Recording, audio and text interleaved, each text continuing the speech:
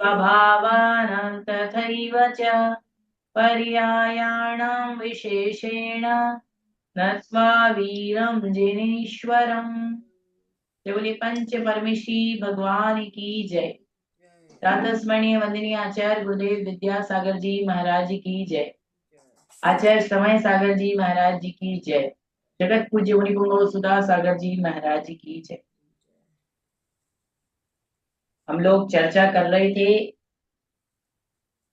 द्रव्यार्थिक न्याय की। द्रव्य ही जिसका प्रयोजन है वो द्रव्यार्थिक न्याय है। और द्रव्यार्थिक न्याय में हमने कर्म उपाधि निरपेक्ष शुद्ध द्रव्यार्थिक न्याय, उत्पाद व्यय गौण सत्ता ग्राहक शुद्ध द्रव्यार्थिक न्याय और भेद कल्पना निरपेक्ष शुद्ध द्रव्यार्थिक न्याय, ये तीन भेदों की चर्चा हमारी कंप्लीट हो चुकी। आइए पेज नंबर 115 पर देखिए, चौथा भेद है कर्म उपाधि सापेक्ष अशुद्ध द्रव्यार्थिक न्याय। क्या है? कर्म उपाधि सापेक्ष अशुद्ध द्रव्यार्थिक न्याय। वो कर्म उपाधि सापेक्ष अशुद्ध द्रव्यार्थिक न्याय क्या है? आइए सूत्र नंबर निकालने 50 पेज नंबर 104 पर। बोलिए, कर्मोपाधि सापेक्षो कर्मोपाधि सापेक्षो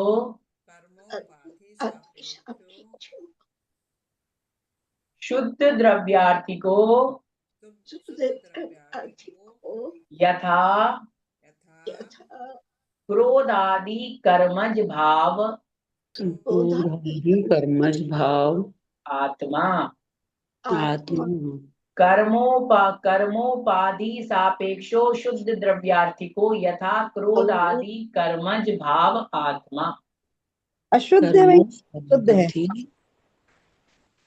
वहां पर वो अशुद्ध नहीं पढ़ेंगे हम, क्योंकि जो आ है ना वो अवग्रह हो जाता है, इसलिए वो पढ़ने में तो शुद्ध ही आएगा एक साथ, लेकिन जब हम उसको तोड़ करके निकालेंगे तो वहां से आ निकलेगा संधि विच्छेद होने पर। ठीक है, चले। कर्म उपाधि सापेक्षो शुद्ध द्रव्यार्थिको यथा क्रोधादि कर्मज भाव आत्मा। बोले, कर्मोपाधि सापेक्षो शुद्ध द्रव्यार्थिको यथा क्रोधादि कर्मज भाव आत्मा। कर्मोपाधि सापेक्षो शुद्ध पार्थिको यथा क्रोधादि कर्मज भाव आत्मा। कर्मोपाधि सापेक्षो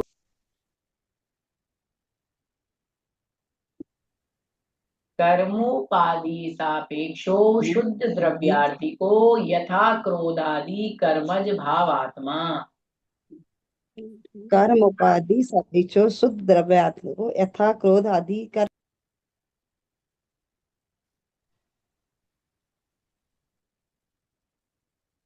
बोलना आ गया?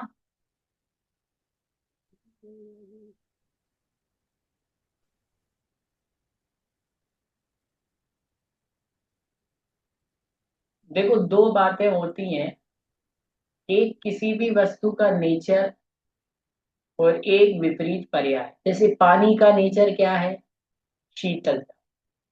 लेकिन पानी को गर्म कर दिया जाए तो पानी शीतल नहीं रहता, गर्म हो जाता, तब वो विपरीत पर्याय में आ जाता कि नहीं?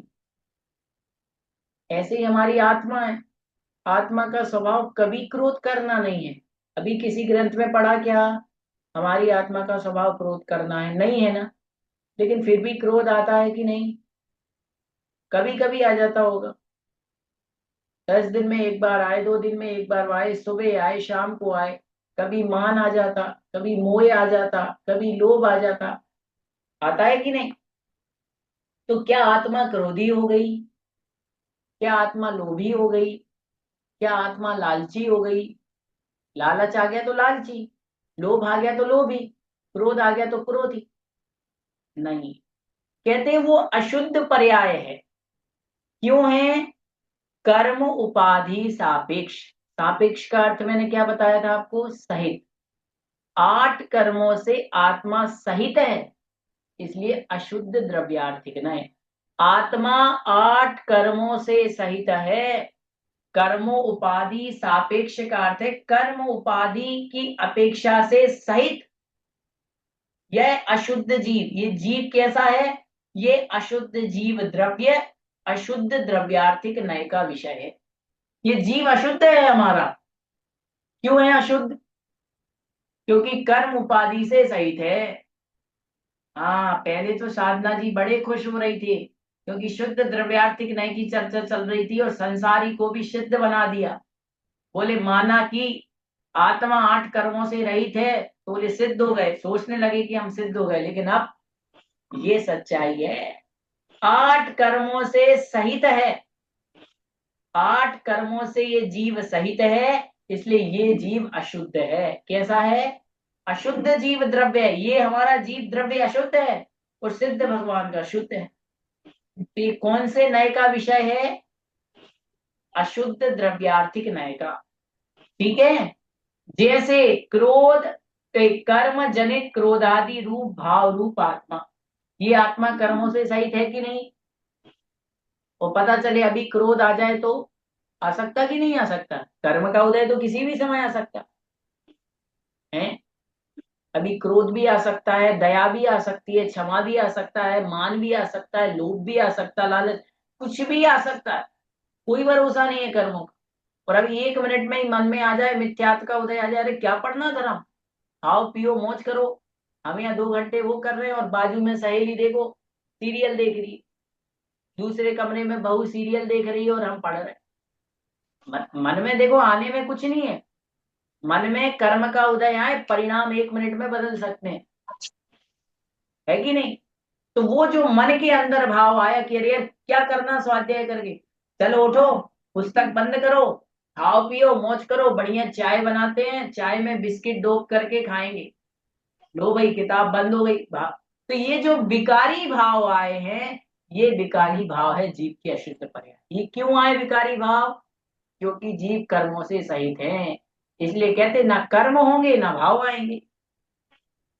तो ये हमारी आत्मा है अशुद्ध जीव। क्यों? क्योंकि कर्मों से सहित है। तो जो भी आत्मा कर्मों से सहित होगी वो आत्मा अशुद्ध जीव है, अशुद्ध आत्मा है। ठीक है जी, आ गया समझ में? बिल्कुल सरल है। अब है पेज नंबर 115 पे देखो, 5वें नंबर का भेद। उत्पाद व्यय सापेक्ष अशुद्ध द्रव्यार्थिक नहीं। देखो 3 पहले शुद्ध बताए थे ना, बताए थे। अब तीनों के विपरीत अशुद्ध बता रहे हैं। तो 5वें नंबर का है उत्पाद व्यय सापेक्ष अशुद्ध द्रव्यार्थिक नहीं। तो पढ़ते हैं, बोलो उत्पाद व्यय सापेक्षो उत्पाद व्यय सापेक्षो शुद्ध द्रव्यार्थिको शुद्ध द्रव्यार्थिको उत्पाद व्यय सापेक्षो शुद्ध द्रव्यार्थिको उत्पाद व्यय सापेक्षो शुद्ध द्रव्यार्थिको यथैकस्मिन् यथैकस्मिन् समये समये द्रव्यमुत्पाद द्रव्योत्पाद व्यय व्यय द्रव्यात्मकम् द्रव्यात्मकम् द्रव्यात्मकम् द्रव्यात्मकम् उत्पाद व्यय सापेक्षो शुद्ध द्रव्यार्थिको यथैकस्मिन् समये द्रव्यमुत्पाद व्यय द्रव्यात्मकम् उत्पाद व्यय सापेक्षो शुद्ध द्रव्यार्थिको यथैकस्मिन् समये द्रव्योत्पाद व्यय द्रव्यात्मकम् उत्पाद व्यय सापेक्षो शुद्ध द्रव्यार्थिको यथैकस्मिन् समये द्रव्योत्पाद व्यय द्रव्यात्मकम्। बिल्कुल सरल है, छोटा सा सूत्र, अपन को देखने में बड़ा लगता है, लेकिन आधे में तो क्योंकि उसका नाम ही है ना, नाम है कि नहीं आधे में। देखो, उत्पाद व्यय सापेक्षो शुद्ध द्रव्यार्थिको यथैकस्मिन् समये द्रव्य मुत्पाद व्यय द्रव्यात्मकम। बोलना आ गया। देखने में सूत्र बड़े लग रहे हैं लेकिन हैं छोटे, है कि नहीं। तो कह रहे उत्पाद व्यय सापेक्षो अशुद्ध द्रव्यार्थिको, संधि विच्छेद कर लिया अपन ने। उत्पाद व्यय सापेक्ष मतलब सहित, और वहां पे क्या पढ़ा था, उत्पाद व्यय निरपेक्ष सप्ताग्राहक, उत्पाद व्यय गुण, वहां उत्पाद व्यय को गुण कर दिया, लेकिन यहाँ कह रहे उत्पाद व्यय सापेक्षो, सापेक्ष मतलब सहित। तो जहां पर उत्पाद और व्यय की बात आ जाएगी तो अशुद्ध पर्याय आ जाएगी, अशुद्ध की बात आ जाएगी। तो कहते उत्पाद व्यय से सापेक्ष मतलब सहित अशुद्ध द्रव्यार्थिक नय है। उत्पाद और व्यय की अपेक्षा से ये द्रव्य अशुद्ध द्रव्यार्थिक नय का विषय है। किसका विषय है। जैसे हम कहे हमारी आत्मा का उत्पाद, अभी नई नया नया मनुष्य पर्याय मिली, पुरानी मान लो हाथी की गई, फिर मनुष्य के मरने के बाद शेर की मिली, मनुष्य की चली गई, शेर के बाद गाय की मिली, शेर की चली गई, गाय की खत्म हुई, देव की मिली। तो ऐसे करके उत्पाद व्यय बढ़ता जाता कि नहीं बढ़ता जाता। जैसे कि आपने गेहूं का आटा बनाया, आटे की रोटी बनाई, है है कि है कि नहीं। फिर रोटी को भी आपने, बासी रोटी बनी तो उसका चूरा कर लिया, चूर करके पोहा बना दिया। बनाते हो कि नहीं घर में, खूब बनाते हैं, कोई नहीं फेंकता रोटी, बनाने की चीजें बनाते हैं। तो कह रहे हैं कि क्या किया, उसकी पर्याय बदलती गई कि नहीं बदलती गई। तो अब पर्याय को लेना है, तो कह रहे उत्पाद और व्यय से सहित जो द्रव्य है वो अशुद्ध द्रव्यार्थिक नय का विषय है। उदाहरण, यथैकस्मिन्, यथा मतलब जैसे, एकस्मिन् संधि विच्छेद करने पर निकलेगा यथा एकस्मिन्। संधि होती है तो ए का गोल हो जाता है, आ और ए मिलके ऐ की मात्रा बन जाते हैं, तो बन गया यथैकस्मिन्। तो संधि विच्छेद करने पर निकलेगा यथा एक, यथा मतलब जैसे, एकस्मिन् मतलब एक समय में, एकस्मिन् समये मतलब एक समय में, एकस्मिन् समय का अर्थ है एक समय में, द्रव्यम द्रव्य के, उत्पाद व्यय द्रव्यात्मकम, एक ही समय में उत्पाद व्यय और द्रव्यात्मक द्रव्य होता है। ये द्रव्य देखोगे तो एक ही समय में उत्पाद रूप है, एक ही समय में व्यय रूप है, और एक ही समय में द्रव्य रूप है कि नहीं। अब आप ऐसा नहीं कह सकते कि केवल भैया द्रव्य को पकड़ो, क्योंकि आपको उत्पाद और व्यय को भी तो पकड़ना पड़ेगा, है कि नहीं। जैसे कि द्रव्य का लक्षण क्या है, उत्पाद व्यय द्रव्य युक्तम सत, है कि नहीं। अब आप लोगों के पास मान लीजिए चांदी रखी थी बहुत सारी, पुरानी चांदी के, थोड़े से चांदी के हाथ में पहनने के, चांदी की पुरानी पायलें थी, सब थी। आपने कहा पुरानी चांदी को हम गला करके इसका कुछ नया बना लें, क्योंकि नई चांदी तो महंगी हो गई तो अभी खरीद नहीं सकते पुरानी चांदी का। तो आपने सारी चांदी ली, और जो सुनार होता है ना वो क्या कर देता है, उसको गर्म करके, और उसने आपको इतना बट्टा बना के दे दिया, बिस्किट बना के दे दिया उसका। तो देखो, एक ही समय में, उस समय में चांदी की पर्याय का विनाश हो रहा कि नहीं। जो पुरानी उसकी पर्याय थी कंगन की या फिर मान लीजिए पायल की, उसका विनाश हो रहा, और नई पर्याय तुरंत बनती जा रही, और द्रव्य भी है एक उधर। अब थोड़ा सूक्ष्मता से सोचना, मैं दूसरा उदाहरण दे रहा हूं। आपने चावल उबलने के लिए गैस पर रखे, चावल बनाए कभी, कुकर में नहीं, कुकर में नहीं, उसमें तवेली में बनाए, क्या बोलते गंजी में बनाए, नहीं बनाए। अरे कभी तो बनाए होंगे।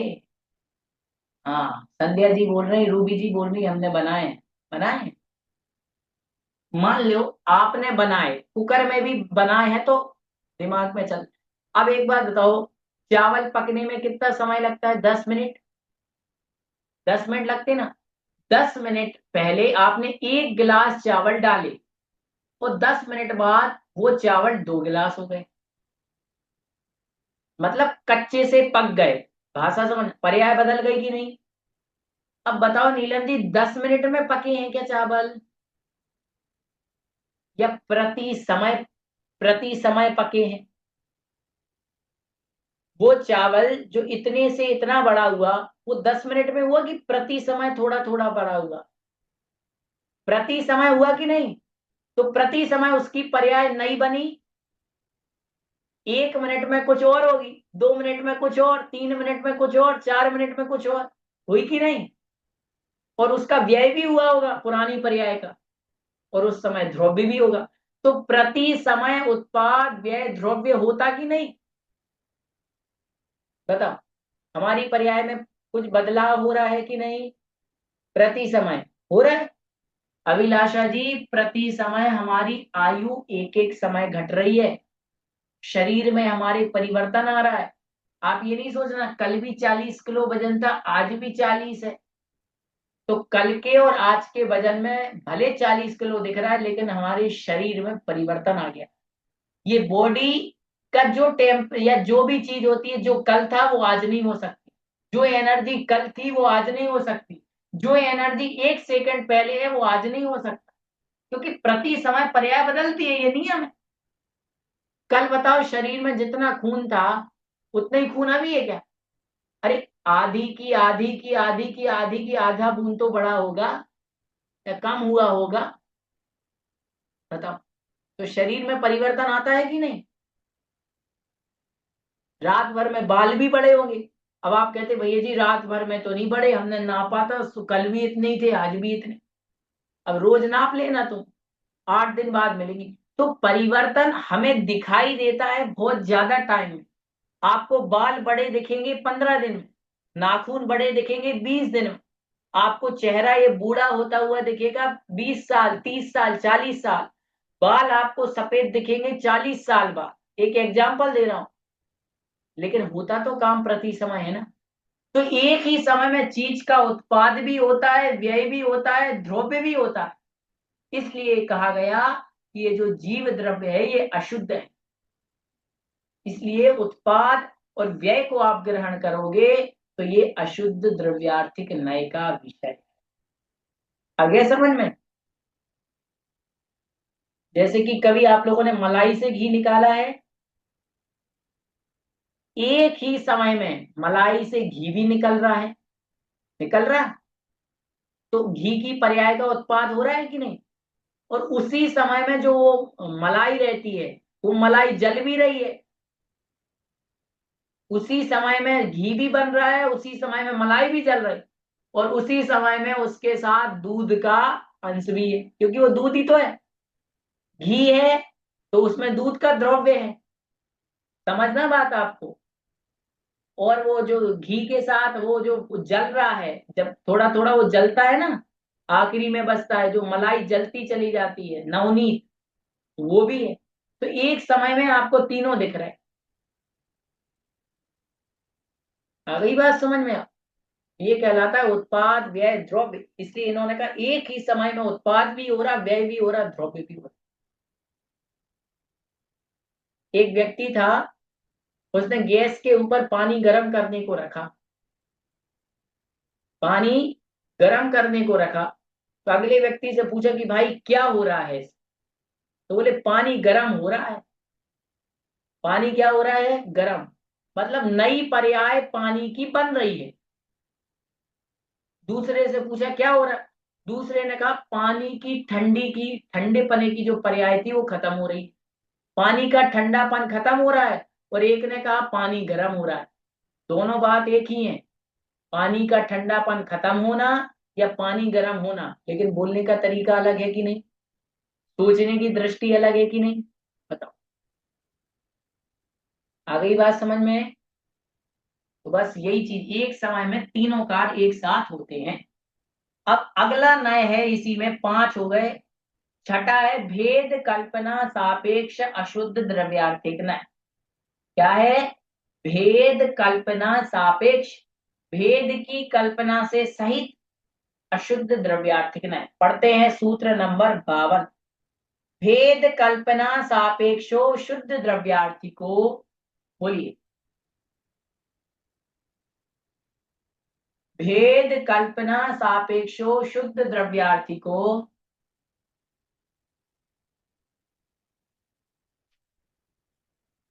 यथात्मनो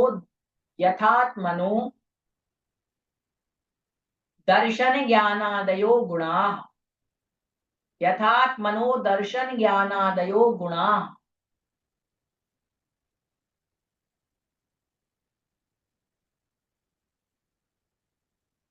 भेद कल्पना सापेक्षो शुद्ध द्रव्यार्थिको यथात्मनो दर्शन ज्ञानादयो गुणाः।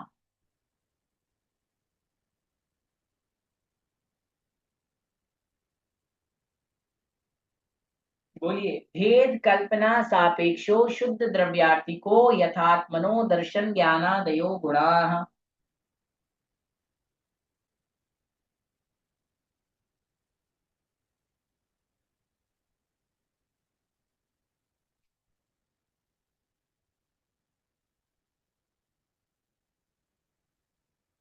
बोलिए। भेद कल्पना सापेक्षो शुद्ध द्रव्यार्थिको यथात्मनो दर्शन ज्ञानादयो गुणाः।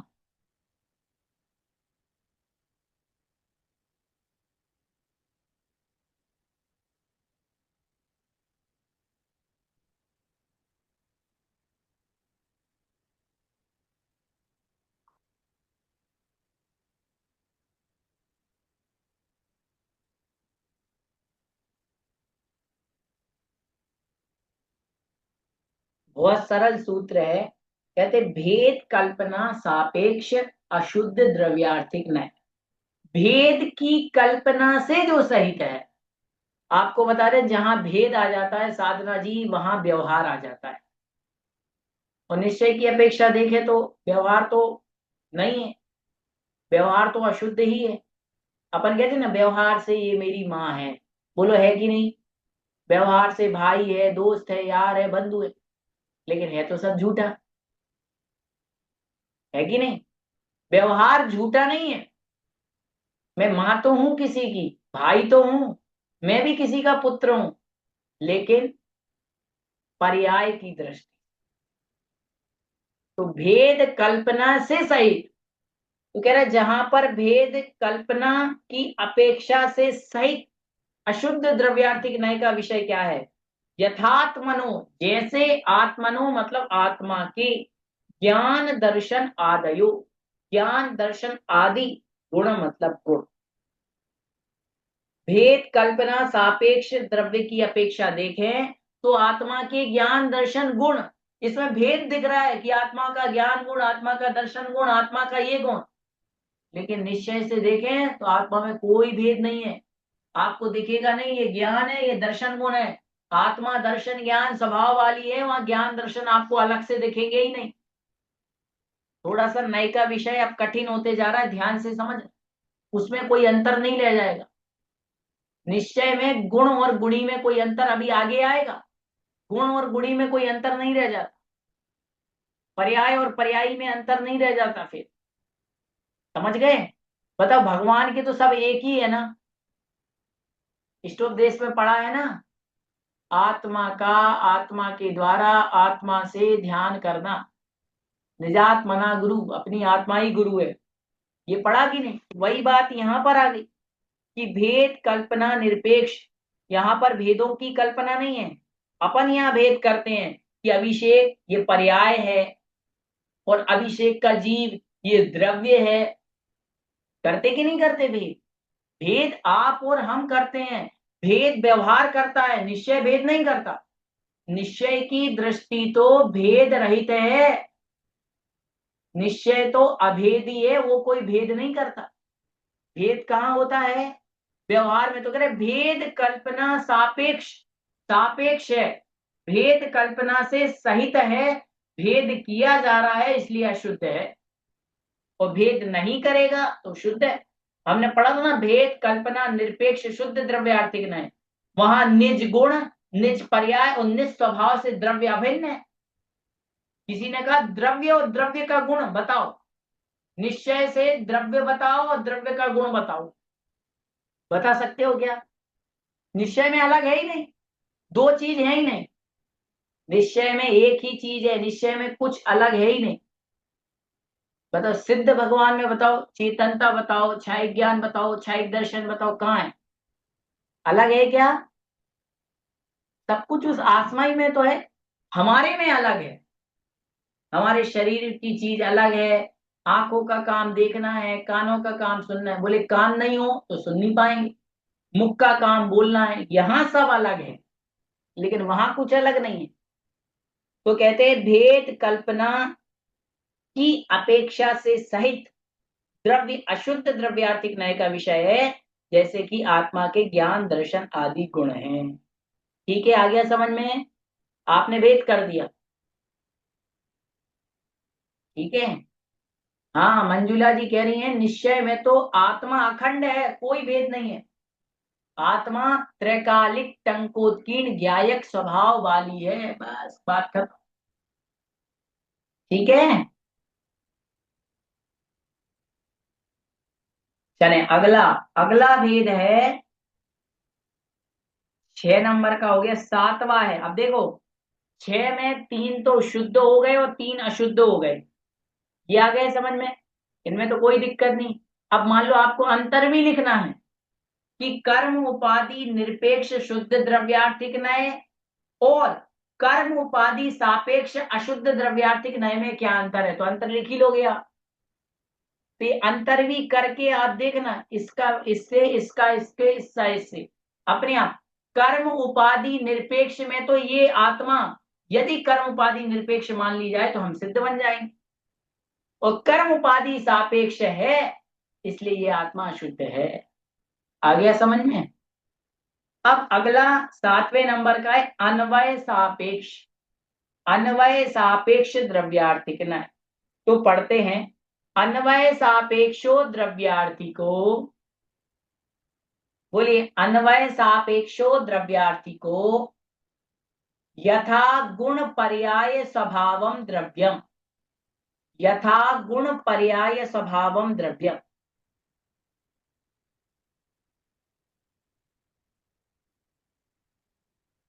बोलिए अन्वय सापेक्षो द्रव्यार्थिको यथा गुण पर्याय स्वभावम द्रव्यम।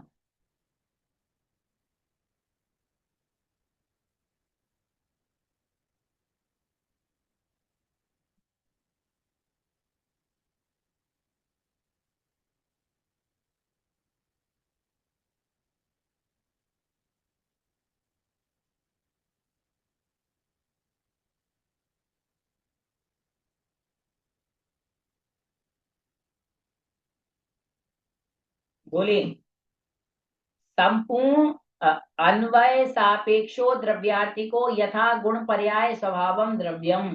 पढ़े।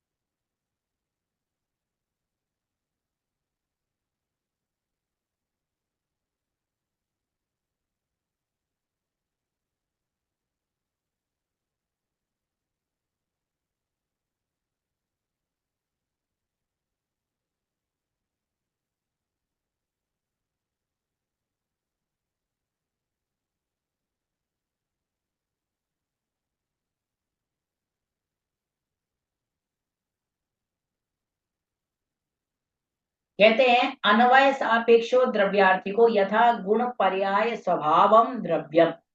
कह रहे अन्वय सापेक्ष, अन्वय सापेक्ष द्रव्यार्थिक नय। अन्वय सापेक्ष द्रव्यार्थिक नय में उदाहरण दिया, यथा मतलब जैसे, गुण पर्याय स्वभाव, संपूर्ण गुण पर्याय और स्वभाव में। जीव का गुण क्या है? चेतनता, चेतनता जीव का क्या है? गुण है। पर्याय जीव की क्या है? मनुष्य। जीव का स्वभाव क्या है? जानना और देखना। साधना दी, क्या है जीव की पर्याय? अभी मनुष्य पर्याय है। गुण क्या है? चेतनता है। स्वभाव क्या है? जानना और देखना। इन तीनों में, जीव के गुण में, जीव की पर्याय में, जीव के स्वभाव में, द्रव्य को अन्वय रूप से ग्रहण करने वाला नए अन्वय सापेक्ष है। द्रव्य को सब में ग्रहण करना, द्रव्य को सब में ग्रहण करना है। ठीक है, द्रव्य में मतलब, द्रव्य मतलब जीव। जीव है कि नहीं? आपने चार नाम बता दिए, जैसे कि आपने कह दिया ये गाय है, ये गधा है, ये घोड़ा है, ये हाथी है, हमें उससे मतलब नहीं। तीनों में क्या है? जीव है कि नहीं? गाय तो पर्याय है लेकिन जीव है। तो ऐसा गाय, मनुष्य आदि नाना पर्याय में यह जीव है, यह जीव है, ऐसा अन्वय द्रव्यार्थिक नय है। ये द्रव्यार्थिक नय का विषय है। जैसे कि सोना है, आप चाहे कंगन हो, चाहे आपका सोने का क्या कहते, और क्या मतलब, सोने के कान में पहनने के हो, सोने की नाक में पहनने की हो, सोने का हार हो, कुछ भी हो, लेकिन सोने को आप कहोगे क्या? स्वर्ण तो कहोगे। स्वर्ण तो सब में है कि नहीं? मान लीजिए सुनीता जी के पास चार प्रकार के जेवर हैं, जेवर ही बोलते हैं, आभूषण। सोने का कंगन है, सोने का, और क्या होता है, सोने के कर्णफूल हैं, सोने के बाजूबंद हैं, सोने का हार है, चार आभूषण है। तो ये तो आप कह दोगे ये हार है, ये कंगन है, ये कर्णफूल है, ये बाजूबंद है, लेकिन चारों हैं क्या? स्वर्ण तो है कि नहीं? द्रव्य तो है कि नहीं? है ना? तो वो कहलाएगा अन्वय सापेक्ष, क्योंकि ये संबंध को, सोने के संबंध को बता रहा है कि इसमें सोना है। आ गई बात समझ? आप कैसे ही अलग अलग कथन कर लो, लेकिन सोनापना तो सब में रहेगा। ठीक है, तो जो सारी चीज अलग अलग को एक रूप में जोड़ लेता है, ऐसा कथन करने वाला अन्वय सापेक्ष नय है। ठीक है, अगला, अगला नय, अब देखो, ये सातवां हो गया, आठवां, नौवां, दसवां, ये तीनों को ध्यान से समझना। स्वाद्रव्यादि ग्राहक द्रव्यार्थिक नय, पर द्रव्यादि ग्राहक द्रव्यार्थिक नय, और परम भाव ग्राहक द्रव्यार्थिक नय। अब ये स्वाद्रव्य, पर द्रव्य और परम द्रव्य ग्राहक तीनों को ग्रहण करता है, तो ये क्या है वो जानते हैं। सबसे पहले आठवें नंबर का बोल लेते हैं, स्वाद्रव्यादि ग्राहक द्रव्यार्थी को,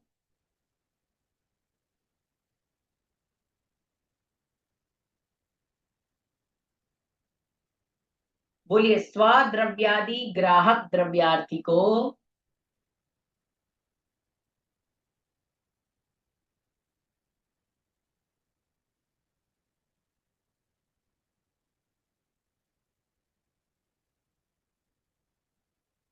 यथा स्वाद्रव्यादि चतुष्टयापेक्षया, यथा स्वाद्रव्यादि चतुष्टयापेक्षया द्रव्यमस्ति।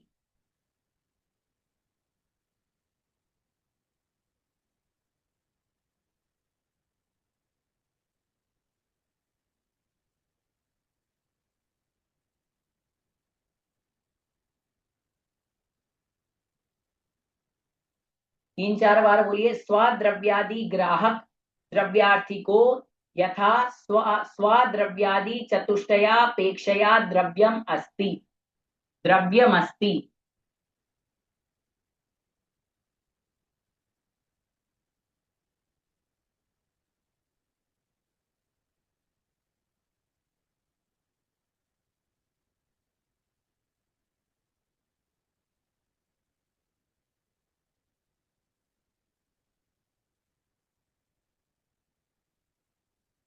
स्वाद्रव्यादि ग्राहक द्रव्यार्थी को यथा स्वाद्रव्यादि चतुष्टयापेक्षया द्रव्यम, द्रव्यमस्ति। संधि विच्छेद कर लेते हैं, सरल है। स्वाद्रव्यादि ग्राहक, स्वाद्रव्य की अपेक्षा, चार चीजें, स्वाद्रव्य, स्वक्षेत्र, स्वकाल और स्वस्वभाव। स्व मतलब अपना, अपना द्रव्य, सुद्रव्य भी कहते हैं। तो स्व का स्वद्रव्य, स्वक्षेत्र, स्वकाल और स्वभाव, चार चीज। ग्राहक इनकी अपेक्षा से द्रव्य को अस्थि रूप, स्वद्रव्य चतुष्टय, चतुष्टय मतलब चार, स्वद्रव्य, स्वक्षेत्र, स्वकाल, स्वभाव, चतुष्टय अपेक्षया, इन चार की अपेक्षा से जो नए ग्रहण करता है, ग्राहक जो अस्थि रूप को ग्रहण करता है, वो स्वद्रव्यादि ग्राहक द्रव्यार्थिक नय अस्थि रूप को ग्रहण करता है। और इसके विपरीत अगला कहते हैं, पर द्रव्यादि ग्राहक द्रव्यार्थी को यथा पर द्रव्यादि चतुष्टयापेक्षया द्रव्यम नास्ति। पर द्रव्यादि ग्राहक द्रव्यार्थी को यथा पर द्रव्यादि चतुष्टयापेक्षया द्रव्यम नास्ति। बोलिए।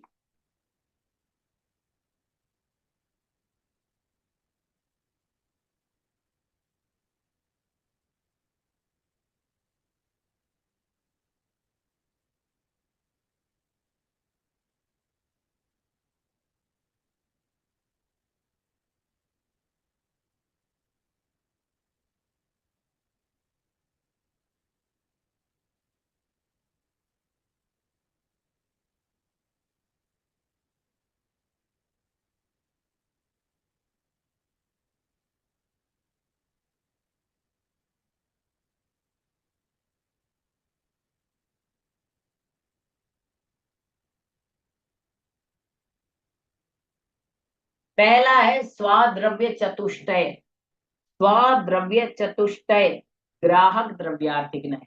जो स्वाद्रव्य मतलब अपने द्रव्य को ग्रहण कर लेता है। जैसे कि बताओ, मैं कौन हूं? मैं कौन हूं? मेरा नाम अभिषेक है ना। तो आप कैमरे पे किसको देख रहे हो? अभिषेक नाम की आत्मा को या शरीर को? शरीर को देख रहे हो ना। कैमरे पे शरीर दिख रहा है, इस शरीर को देख रहे हो। शरीर ये संसारी जीव का है, जड़ है, कोई काम का नहीं है।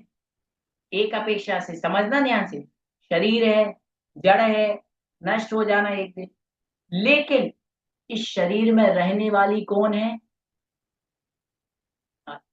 शरीर कौन सा द्रव्य है?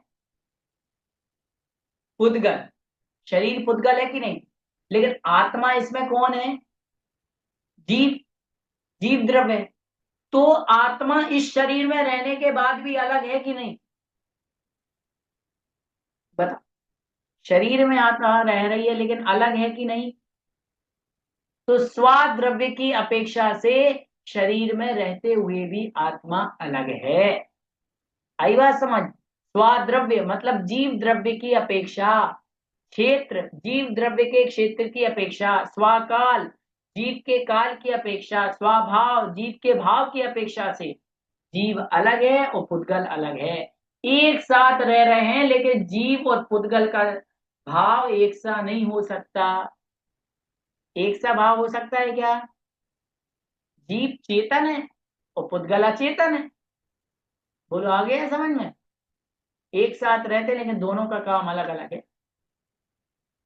है कि नहीं? आग और पानी कभी एक साथ देखा है क्या? आग और पानी नहीं देखे एक साथ? अरे देखे होंगे भाई। आग जल रही है, वहां कितनी बार पानी पहुंचता है। आग और पानी आपको एक साथ मिलेंगे लेकिन दोनों का नेचर अलग है। दूध और पानी एक साथ मिलेंगे लेकिन दोनों का स्वभाव अलग है। दूध उबालोगे तो घी बनेगा, पानी उबालोगे तो घी नहीं बनेगा। आ रही ना बात समझ? नमक और शक्कर को आप एक पानी में घोल दोगे, दोनों घुल जाएंगे। कभी घोल के देखना, थोड़ी शक्कर घोल देना, थोड़ा पानी घोल देना, दोनों घुल जाएंगे। एक साथ मिल गए, मिलने के बाद भी बताओ, नमक और शक्कर एक है क्या? शक्कर का गुण है मीठापन और नमक का गुण है, बोलो जल्दी, खारापन। दोनों में अंतर है कि नहीं? तो स्वाद द्रव्य की अपेक्षा से ये आत्मा इस शरीर में रहने के बाद भी अलग है और पर द्रव्य की अपेक्षा से, सुन लो, पर द्रव्य की अपेक्षा से पर द्रव्य, पर क्षेत्र, पर काल और पर भाव, इनकी अपेक्षा से चांदी है। चांदी के पात्र, चांदी का इतना बड़ा कोई पात्र है, चांदी के गिलास होते ना, चांदी के गिलास, चांदी की कटोरी, ये सब पर द्रव्य की अपेक्षा से उसमें सोना नहीं है। पर द्रव्य माना कि सोना, तो चांदी में सोना मिल जाएगा क्या आपको? तो फिर चांदी की अपेक्षा से वो चांदी है, लेकिन पर द्रव्य सोने की अपेक्षा से वो नास्ति रूप है। आ गया समझ में? सोने की अपेक्षा से देखेंगे तो चांदी का गिलास नास्ति रूप है, और स्वद्रव्य की अपेक्षा से देखेंगे तो चांदी का गिलास अस्थि रूप है। बस इतना बताना चाह रहे हैं। अस्थि मतलब उसका अस्तित्व है, और नास्ति मतलब उसका अस्तित्व नहीं है। ठीक है?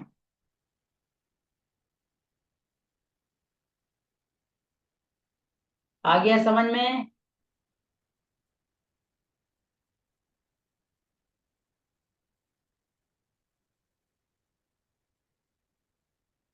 चलें, आज हम इतना ही पढ़ेंगे, टाइम हो गया हमारा। कल अपन एक सूत्र पढ़ के आगे पर्यायार्थिक न्याय के बारे में पढ़ें। बोधि समाधि परिणाम शुद्धि, कात्मोपलब्धि शिव सौख्य शुद्धि, चिंतामणिं चिंतित वस्तु जाने, वामंद मानस्य ममस्तु देवी नो वार्णमुखार्मत्।